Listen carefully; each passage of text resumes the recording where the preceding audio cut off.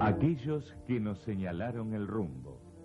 Celebrar los 30 años de la Franja Morada no es poca cosa en un país que todavía no cumple 15 de democracia continua y en el cual hemos visto aparecer fulgurantes y declinar hasta su agotamiento tantos proyectos, partidos e instituciones.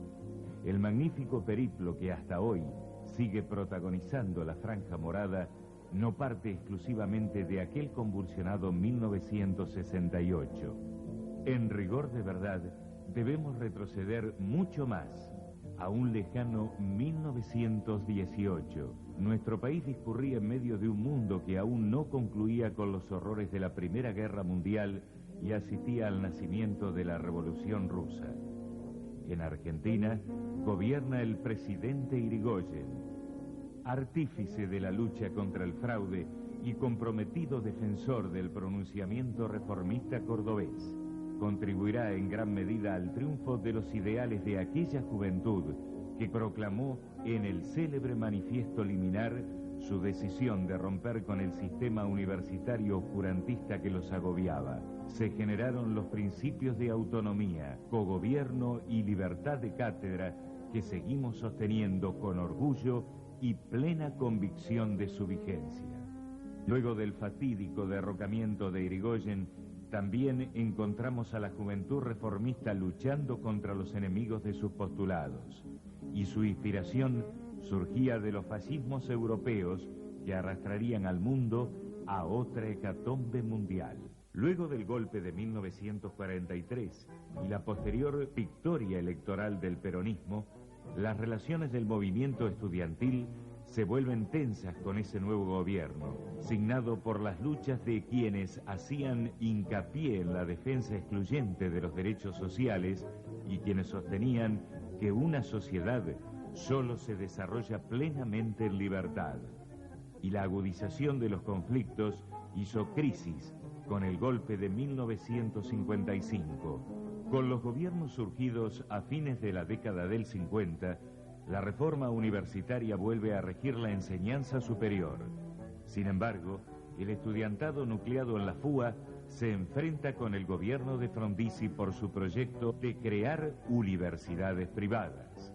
El país también asiste a la represión del Plan Conintes, a los objetables contratos petroleros, a una creciente desnacionalización de la economía y a una serie interminable de planteos militares que terminarían provocando la caída de este en 1962.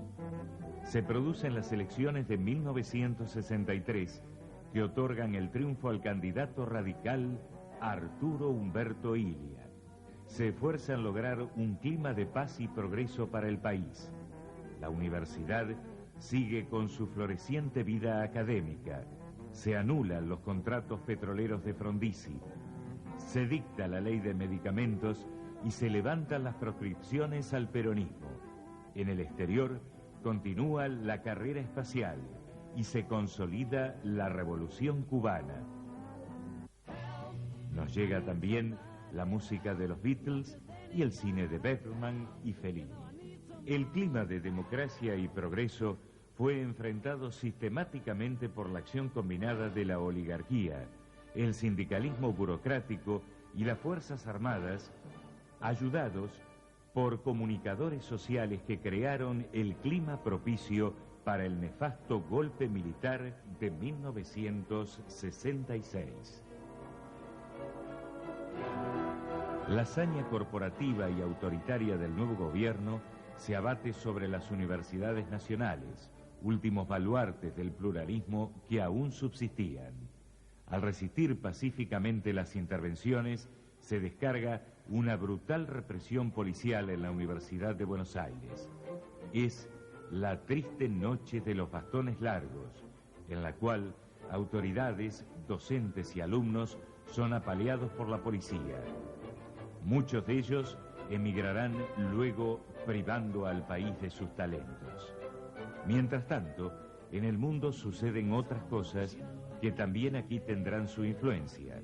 El hipismo como contracara de la cruenta guerra de Vietnam. El MAS con el encendido reclamo de otros jóvenes que se volvieron realistas para pedir lo imposible.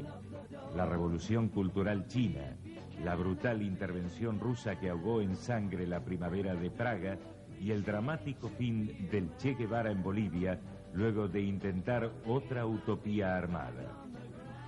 Aquí, el onganía a la sociedad, clausurando publicaciones, censurando espectáculos y persiguiendo con ensañamiento las protestas obreras, el pelo largo y las minifaldas. Es precisamente en este clima de ahogo cultural y creciente represión en donde surgirá la Franja Morada. Será una respuesta generacional de estudiantes mayoritariamente radicales que habían visto caer el gobierno ejemplar del presidente Ilia en la mayor de las indiferencias populares. La irrupción nuestra, que se plantea entre varios propósitos: en primer lugar, combatir efectivamente a la dictadura; en segundo lugar, recuperar a la Federación Universitaria Argentina; y en tercer lugar, producir un fuerte shock antigorila. Efectivamente, en 1967, agosto, para ser más preciso, las organizaciones que convergen son Unión de La Plata, los partidos reformistas de Rosario y la Franja Morada de Córdoba. La Franja Morada de Córdoba se llamaba Unión Nacional Reformista Franja Morada, consecuentemente. El encuentro se llevó a cabo en la Biblioteca Alberto Giraldo, más conocida como el sótano de los anarcos. Se decide constituir la Unión Nacional Reformista Franja Morada, que actuará a partir de 1968. Se produjo nacionalmente en el año 1968, que coincidió con el homenaje al 50 aniversario de la Reforma Universitaria. Hubo una serie de actividades organizadas con una coordinación razonable, teniendo en cuenta que estábamos bajo una dictadura militar en ese momento, la de Onganía, que impedía todo tipo de actividad política estudiantil. Sin embargo, se logró desarrollar actividad con un grado de coordinación donde participaron importantísimas figuras del radicalismo, entre las cuales rescato muy especialmente la de Arturo Illia, porque justamente en oportunidad de ese homenaje en Rosario fue duramente reprimida por la policía. Y aquí en la ciudad de La Plata, la movilización fue también muy importante, participando profesores de las distintas facultades, en particular profesores de la Facultad de Derecho, como por ejemplo socialista Japosnik y varios radicales que estaban y que luego dejaron las aulas universitarias porque prácticamente fueron expulsados por la intervención universitaria del gobierno de Onganía. Al año siguiente nace en Setúbal, Santa Fe, la Junta Coordinadora Nacional de la Juventud Radical, destinada también a ejercer una profunda transformación militante y programática en la Unión Cívica Radical.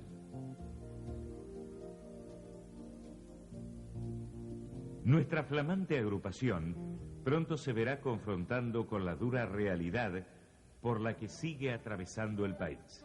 En mayo de 1969 comienza a resquebrajarse el proyecto de Onganía para un gobierno sin límite de tiempo.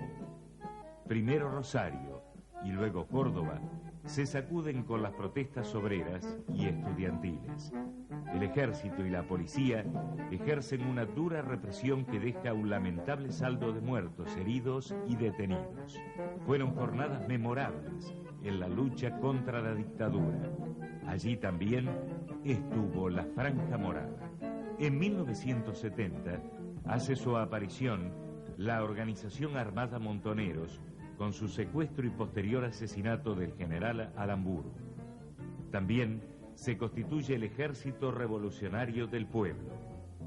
El desgastado general Onganía es sustituido por el ignoto general Leviston y luego, de un corto tiempo, será reemplazado por el general Lanusse, en un vano intento de encontrar un hombre providencial que salve la continuidad del régimen. Al cabo de ese año 70, se reúne en Córdoba el 10º Congreso de la Fuga.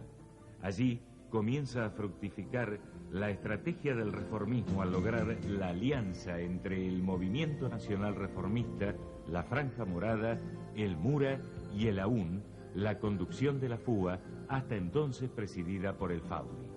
En diciembre de 1971, un nuevo congreso de la FUA en Córdoba ratifica el liderazgo del bloque reformista al ser elegido como presidente Néstor Jaimovich por el MNR y como secretario general Marcelo Stubrin por la Franja. Entretanto, el país asistía a los estertores de la dictadura hackeada profundamente por las luchas populares que impidieron su continuidad a través del engendro del Gran Acuerdo Nacional.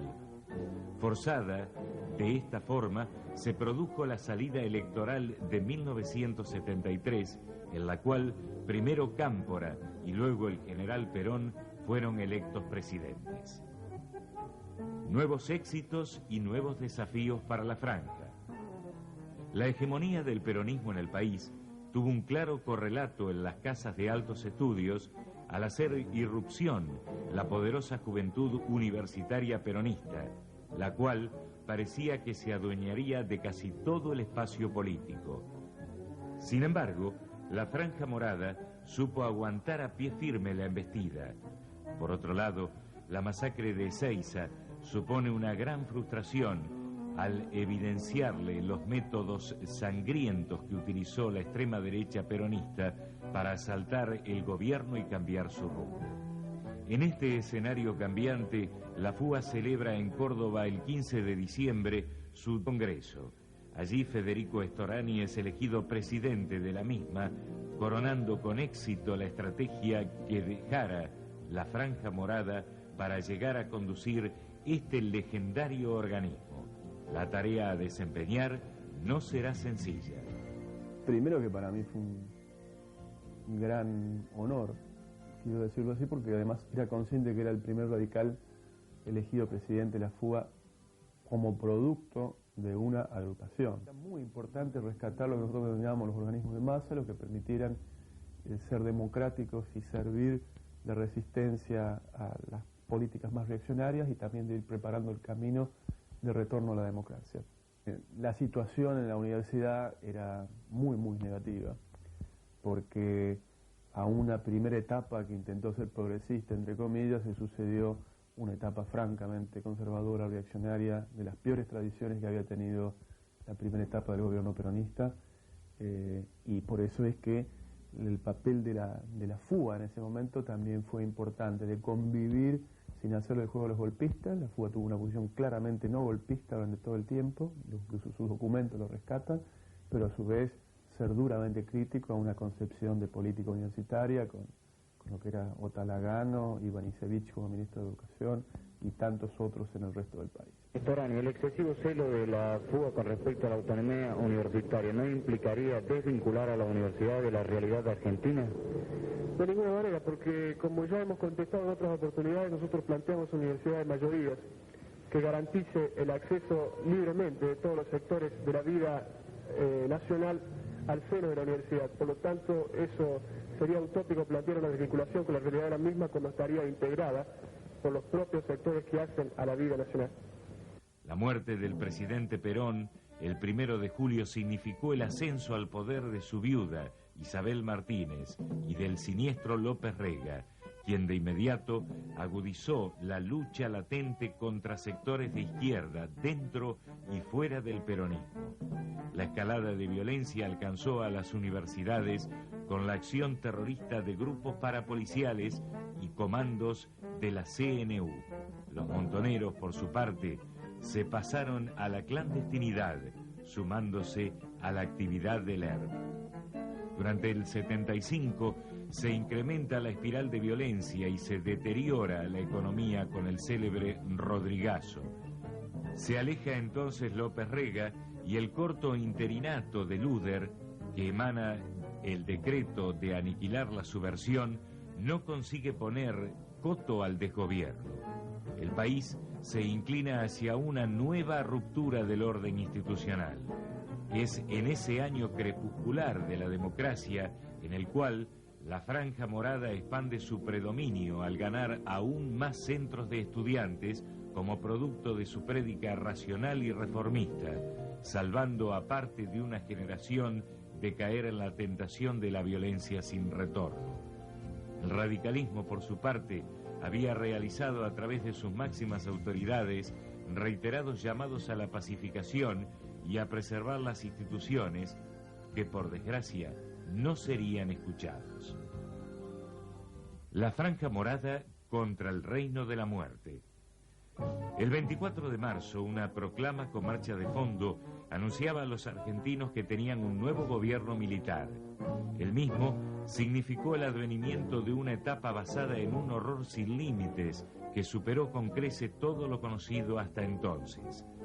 Las universidades fueron por su parte uno de los blancos predilectos del proceso, interviniéndose en muchos casos directamente con militares, en otros con personeros civiles que rivalizaban con los uniformados en ver quién era más represivo y retrógrado. El movimiento estudiantil en su conjunto fue perseguido y victimado y sus centros clausurados. El radicalismo tuvo también su cuota de detenidos, exiliados y asesinados. De estos últimos, recordamos con emocionada admiración a Mario Abel Amaya y Sergio Karakachov. Creo que también vale la pena señalar de que recibíamos desde el exterior de la franja un fuerte apoyo militante y doctrinario de otras personas que por razones generacionales no estaban, pero que jugaban un papel activo y escuchábamos con mucha atención. Le hace Sergio Karakachov. El proceso significó otra dura prueba para la Franja Morada, quizá la peor que debió afrontar hasta entonces, pero sobreponiéndose al dolor, a las inmensas dificultades y aún al temor, encaró con valentía el camino a seguir, concretando en los hechos otro glorioso capítulo de su historia. En primer lugar, urgía reconstruir la FUA para enfrentar la política educativa del proceso que avanzaba a tambor batiente con restricciones al ingreso, y también arancelamientos y contenidos educativos aún peores que aquellos que irritaron a los reformistas del 18. En septiembre de 1977, representantes de la Franja, el MOR, el MNR y el FAUDI se reúnen clandestinamente en Buenos Aires, en Capital Federal, y relanzan la Junta Representativa de la FUA. Marcelo Marcó, de la Franja de La Plata, será el nuevo presidente. A mediados del 80, Roberto Vázquez, de la Franja de Capital, tomará a su vez la posta. La lucha de la Franja como conducción de la reconstituida FUA se plasmó en una notable serie de iniciativas. Conmemoración del 60º aniversario de la Reforma, con la organización de una Comisión Nacional de Homenaje que congregó a un amplio abanico de personalidades. Campaña de esclarecimiento contra la ley universitaria del proceso. Campaña de obtención de miles de firmas de estudiantes contra el arancelamiento y diversos pronunciamientos, apoyando la paz en el conflicto del Beagle, condenando la invasión de Afganistán y celebrando la caída de Somoza en Nicaragua. El balance de estos hechos habla a las claras de su importancia. En 1981 hay recambio de dictadores y Viola reemplaza a Videla. La situación económica se agrava con escándalos bancarios producto de la patria financiera alentada por el proceso. Se constituye además la multipartidaria, foro político opositor inspirado por Ricardo Balbín, quien fallece en septiembre en medio de grandes muestras de reconocimiento popular a su figura. A fin de año, Galtieri reemplaza a Viola con un golpe de Palacio y comienza a preparar la de Malvinas como excusa para perpetuarse en el poder. Luego del resultado desastroso de esa aventura a mediados del 82, el proceso se hunde en medio del más profundo desprestigio y el general Viñone, último presidente de facto, no tiene otra salida que convocar a elecciones. En ese periodo también se produce un activamiento en la política universitaria y la Franja impulsa nuevas acciones contra los personeros educativos del proceso en distintos puntos del país. En La Plata se concretan las multitudinarias jornadas de protesta estudiantil de abril del 83. Asimismo se van produciendo las primeras elecciones de centros que irán dando nuevos triunfos a la Franja ante otro fenómeno que parecía surgir con fuerza, el independentismo político. La aurora de la democracia. El 30 de octubre del 83, los argentinos sepultaron con su voto la más espantosa dictadura de este siglo y eligieron como presidente a Raúl Alfonsín, esperanzados con su mensaje y reconociendo su lucha durante el proceso y su compromiso de siempre con la democracia. El nuevo gobierno debe reconstruir al país casi desde sus cimientos, arrasados por una crisis sin precedentes en todos los órdenes. Destacamos aquí, por sobre muchas otras medidas tomadas, la derogación de la infame ley de autoamnistía del proceso, la creación de la CONADEP y el juzgamiento inédito y ejemplar de las juntas militares. En el plano educativo, se deroga el arancelamiento, se permite el ingreso masivo a las universidades y éstas vuelven a conocer los saludables aires de la reforma al restablecerse la autonomía para su funcionamiento. La Franja Morada realiza en marzo del 84 su tercer Congreso Nacional en La Plata y luego concurre el 19 de julio a Tucumán, en donde tiene lugar el 14º Congreso de la FUA. Allí se consagra presidente a Marcelo García, coronando con éxito la obra reconstructiva de este organismo estudiantil. En 1986, la Franja sufre otro desgarramiento al alejarse de su seno la Regional Córdoba, al no poder imponer éstas sus posturas extremas al conjunto mayoritario de las otras regionales. En el 87 sesiona en Santa Fe el 15º Congreso de la FUA. Allí, a pesar de las deserciones de Córdoba, que como Franja Liberación se suma a la oposición de izquierda, se obtiene un nuevo triunfo al elegirse Claudio Díaz de la Regional Rosario como nuevo presidente. La Argentina ingresa a la nueva década bajo el gobierno justicialista del presidente Menem, surgida tras el abrupto final de la gestión radical, debilitada por evidentes errores, pero también combatida con ferocidad por innegables aciertos. Este periodo también significó un desafío para la Franja Morada, como consecuencia de su indisoluble pertenencia al radicalismo, la cual la ha llevado siempre a compartir las vicisitudes buenas o adversas por las que se ha atravesado. Sin embargo, nadando una vez más contra la corriente, la Franja mantuvo su liderazgo en el movimiento estudiantil, su decidida lucha contra la política educativa del menemismo, coherente con un modelo de exclusión social y degradación de las instituciones democráticas, llevó a Franja Morada a oponerse a los contenidos regresivos de la nueva Ley de Educación Superior. También, entre muchas otras cosas, acompañó el reclamo de los docentes, sintetizado en la vigencia de la Carpa Blanca. Todo ello sin descuidar su permanente tarea gremial, hoy más necesaria que nunca para ayudar a mejorar las oportunidades de una juventud a la cual se le niega el derecho al trabajo y ve peligrar, además, su acceso a la educación superior. En apretada síntesis, mencionaremos que el éxito de la Franja en estos años se tradujo en las sucesivas presidencias de la FUA, que fue logrando en los congresos de Córdoba del 89 con Hugo Marcucci, Santa Fe en el año 91 con Ariel Rodríguez, en Capital Federal en 1993 con Daniel Nieto, en Santa Fe en 1995 con Rafael Bejanovic, y el reciente de Rosario, de marzo de 98, con Pablo Hapkin, siendo los secretarios generales de la Franja desde 1984 a la fecha Julio Genesini, Abel de Manuele, Alejandro Echegaray, Alfredo Bisquert, Francisco Pérez Morando, José Corral y Leonardo Rogetó. Los frutos de un árbol plantado hace 30 años. Yo soy de los que pienso que la Franja Morada ha tenido, primero desde su misma génesis, un compromiso muy fuerte con el proyecto de universidad que ha sostenido el radicalismo durante toda su vida, al mismo tiempo un andamiaje y un anclaje muy fuerte con el resto de la sociedad no universitaria, y ha brindado un testimonio desde siempre. La universidad y la educación junto al pueblo era y es hasta el día de hoy una bandera de trabajo, fue una bandera de lucha en su momento y una bandera de trabajo permanente de la Franja.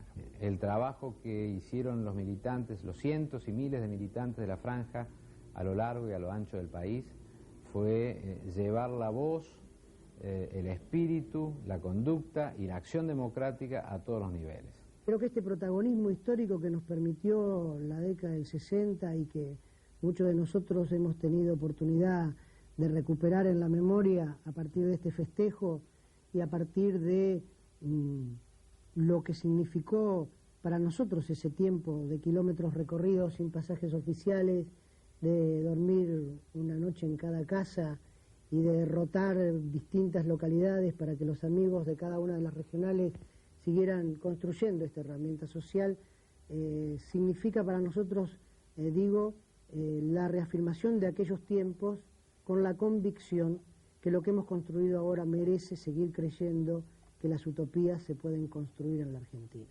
La militancia política en momentos difíciles significó una solidificación de los lazos de solidaridad muy fuerte, de entender el comportamiento humano en la faz política de situaciones límites, que tuvimos que vivir muchas de ellas, y desde luego entonces, a veces cuando hablamos de política muchos años después, uno sabe lo importante que es la diferencia en quien ha tenido la militancia, no por burocracia ni por hacer un escalafón, sino una militancia que lo ha probado en las circunstancias más extremas y quien no.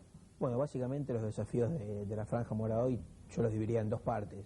Una es seguir manteniendo todos los lineamientos históricos que los antecesores nuestros nos marcaron, todo lo que tenga que ver con los postulados de la reforma, todo lo que tenga que ver con la educación pública, más que nada teniendo en cuenta que en nuestro ámbito específico, que es el ámbito universitario, vemos como el gobierno nacional a partir del año 89 a esta parte ha atacado sistemáticamente a la educación pública y bueno, los desafíos son seguir manteniendo la educación pública, seguir manteniendo el cogobierno universitario, aunque parezcan ya cosas que ya tienen casi 80 años, como la reforma misma, esos postulados se ven permanentemente atacados. El gobierno nacional quiere una educación acorde con su política, una educación de élite restrictiva, y bueno, nuestros desafíos son seguir manteniendo la universidad pública, cogobernada, autónoma, y profundizar todos los cambios que sean necesarios, y por sobre todas las cosas seguir representando los postulados del radicalismo dentro de la universidad. De esta forma concluimos una apretada evocación de la epopeya reformista desde 1918. Dentro de la misma se inscriben con singular trascendencia los últimos 30 años en los que ha venido luchando la Franja Morada. Parece mucho tiempo, y sin embargo sigue latente en la memoria y los corazones de todos aquellos que en mayor o menor medida protagonizaron la larga y brillante jornada. Fueron y son miles y miles de correligionarios que se acercaron con nobles y generosos propósitos. La Franja Morada les dio la oportunidad de alcanzar una formación integral que tuviera en cuenta los problemas del país y cómo aportar solidaria y militantemente para solucionarlos.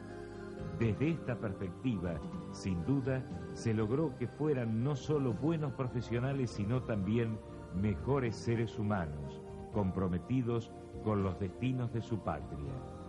Sangre nueva para vivificar con su acción al radicalismo de Alem e Irigoyen, que hoy proyecta triunfal su centenaria existencia al siglo XXI. Sin embargo, por muchos que hayan sido los logros de la Franja Morada, su página más gloriosa será siempre la que está por escribirse, la que con seguridad seguirán concretando nuevos jóvenes y luego nuevamente otros, movidos todos por la fidelidad inquebrantable a los principios reformistas, a la unión cívica radical y al deseo de una Argentina mejor. Entonces, no importarán las dificultades por muchas que ellas sean. Ellos serán consecuentes con el mandato